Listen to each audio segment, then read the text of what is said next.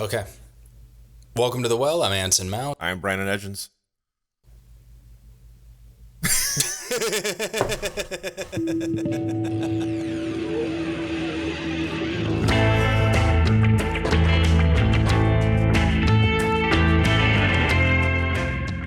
Yeah, just last night, Dara and I were looking for something holiday driven to watch together, and last year we ended up not having time to watch this last year, and I recalled that I wanted to see it, but it's called The Night Before.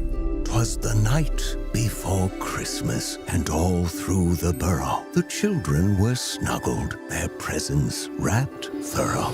But this tale's not about presents, or Santa, or ponies. It's about three dudes, three bros, three ride-or-die homies. I'd never recalled seeing this advertised. I'd never spoken to anybody about. I don't know anybody who's seen it.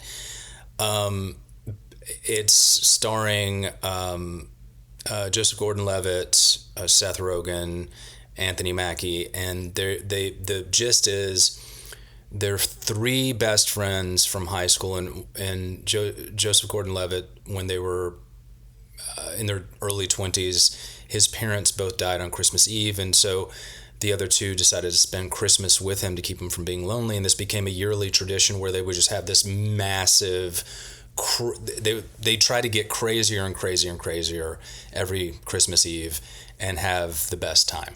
And this is the year they've decided is the last one, because Seth Rogen's character is having a baby, Anthony Mackie's got his career, so they're going to really blow this one out. And Joseph Gordon-Levitt has also been left by his girlfriend, who he could not commit to emotionally. So that's the setup. And I missed one beat. Is Seth Rogen's wife, who's 9 months pregnant, gives him a little gift before he goes out, and it's a box of drugs she bought from somebody on Craigslist.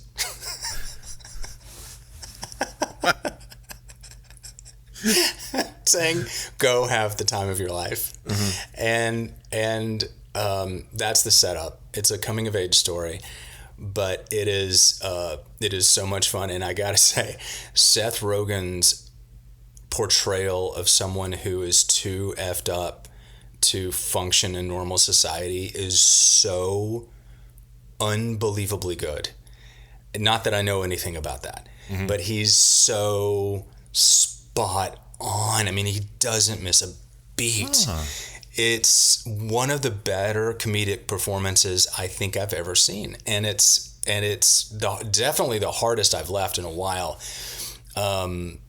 And you got to see it. It's so much fun, even if just for, and there's so many reasons to see it. It's really good across the board, but Seth Rogen in particular is just dynamite. I liked him to begin with, but now I'm even more impressed with him as an actor. So yeah, The Night Before, it's sensational. Is it what rated? Is it like a family movie? Can kids watch it? Oh no! Okay. Oh no! Okay. No, this is definitely for adults. Okay, well, Seth Rogen is usually this kind of thing. Yeah. It's quite racy, actually. Okay, it's quite racy. Language, nudity, sex, drugs. It's nuts. It's so much fun. I'm definitely gonna check that out.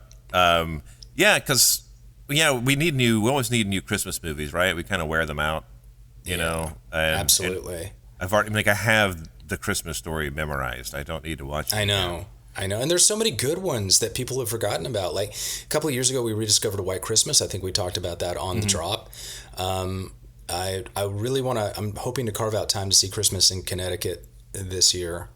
I just heard, there's a great episode, there's another recommendation of Revisionist History. Malcolm Gladwell's podcast came out recently, in which his one of his producers is fascinated by there apparently was a remake of Christmas in Connecticut, which is this old Barbara Stanwyck, I think it's Barbara Stanwyck, movie from the 40s. That it was a remake done by, I want to say it was either Lifetime or Hallmark, that was directed by Arnold Schwarzenegger. What? That apparently has somehow has been erased from history. Like, you can't find it. For reasons I will allow you to discover in the podcast, it's a great story.